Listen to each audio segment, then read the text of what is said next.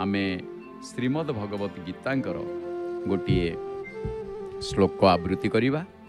प्रत्येक दिन श्रीमंदिर महाप्रभु को दर्शन करुचे आउ गोटे गोटे श्रीमद् भगवत गीतांक श्लोक मध्य आवृत्ति करुचे।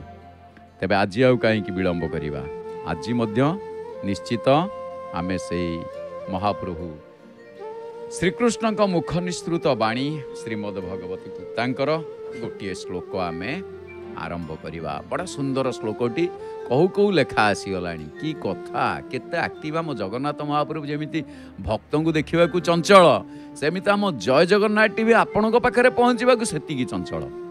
तेबे कौन से श्लोकटी देखिले केड़े सुंदर श्लोकटी, बढ़िया श्लोकटी। ये श्लोकटी एते सौंदर्यमय आउ एते आनंदित श्लोक आउ अति शिक्षणीय श्लोक जो कि आमे अप्रकाश माने तत्कालिक वृद्धि प्राप्त गुणजनित वृत्ति गुड़िकर फल विषय महाप्रभु 14-15 श्लोक रे कहते। 14 अध्याय गुणत्रय विभाग योग ये जो गुणत्रय विभाग योग 14 अध्याय आमे जो श्लोक देखुचे ये लेखा अच्छी आमर कलदर्पण परदारे ये 14 क्रमांक श्लोकटी।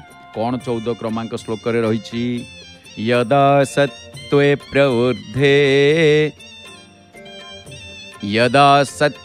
प्रवृद्धे तु प्रलयं जाति देहभृत् तदोत्तम विदां लोकान् मलान् प्रतिपद्यते। यदा सत्त्वे प्रवृद्धे तु प्रवृद्ध जहाँकि महाप्रभुंकर ये सुंदर श्लोकटी महाप्रभुंक मुखनिसुर प्रवृद्धे माने जहाँ वृद्धि होता है, प्रवृद्ध जहाँ बुद्धि प्राबल्य प्रवृद्ध सत्वगुण बुद्धि प्राप्त होता समय जदि देहधारी मनुष्य इहलोक परित्याग करे बा मृत्युवरण करे बा मरी जाए तेबे से उत्तम बेता मानकर स्वर्गादि निर्मल लोक गुड़ी को प्राप्ति हुए। सत्वगुण माने व्यक्ति विशेष भल सुंदर यदा सत्वे प्रवृद्धे तापरे अंतिम प्रतिपद्यते। एठी कौनसी देहधारी मनुष्य सत्वगुणी रजगुणी बा तमगुणी जहाँ मध्य हेउथाउ ना कहीं कौनसी कारणरू ताठारे हठात जदि सत्वगुण बढ़ी जाए अर्थात सत्वगुणर कार्य स्वच्छता निर्मलता इत्यादि वृत्ति तत्कालीन जदि बढ़ी जाए तेबे सेई समय रे कौन हुए से उत्तम कर्मरत मनुष्यंक प्राप्तव्य निर्मल लोक को जाई थाए। जो माने केवल उत्तम और शुभ कर्म करती तेबे केबे केबे अशुभ कर्म से करती नाही। अर्थात जो मानकर भाव क्रिया ज्ञान सबकिछि उत्तम से पुण्य कर्म मानक पाई उत्तम विदाम पद एठी व्यवहृत करा जाइछि। तदोत्तम विदाम तद तत् उत्तम विदाम।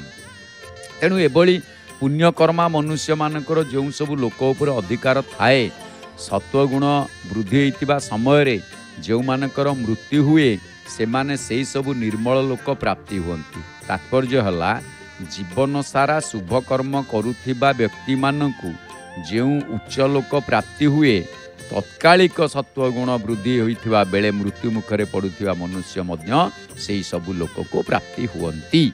तेणु सत्वगुण वृद्धि समय देह त्याग करिथिबा मनुष्य पुण्यात्मा मानकर प्राप्तव्य उच्च लोक को जाती। एथिरु प्रमाणित हुए जे गुणजनित वृत्ति कर्म अपेक्षा दुर्बल नुहे। उदाहरण जेमिति सात्विक वृत्ति मध्य पुण्य कर्म सदृश श्रेष्ठ। तेणु ए दृष्टि शास्त्र विहित पुण्य कर्म रे मध्य भावर महत्व रही पुण्य कर्मर नुहे। तेणु सात्विक भावर स्थान अति ऊर्ध्वरे पदार्थ क्रिया भाव और उद्देश्य ये चारोटी जाक यथाक्रमे गोटिए अन्य ठारू उच्चतर। तेणु रजगुण और तमगुण अपेक्षा सत्वगुणित जो सत्वगुण जनित वृत्ति सूक्ष्म और व्यापक संसार रे मध्य देखा जाए जे स्थूलर आहार अपेक्षा सूक्ष्मर आहार कम होता है यथा देवता माने सूक्ष्म होइतिबारु केवल सुगंध द्वारा ही तृप्त प्राप्ति हो जाती अवश्य स्थूल अपेक्षा सूक्ष्मर शक्ति अधिक एथिजोगु सूक्ष्म भावर प्राधान्य अंतकाल होता सत्वगुणर वृद्धि मनुष्य को उच्च लोक को नहीं जाए।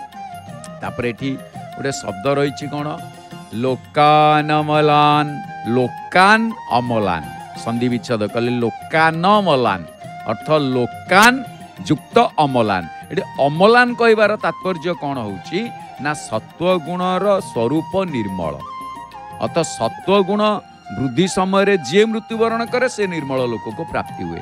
तेणु ये सन्देह होची जीवन सारा शुभ कर्म करुवा व्यक्ति को जो लोक प्राप्ति हुए सत्वगुण वृद्धि समय मृत्युवरण करिथिबा व्यक्ति से पुण्य लोक को पाई केमिति जाई परिबो।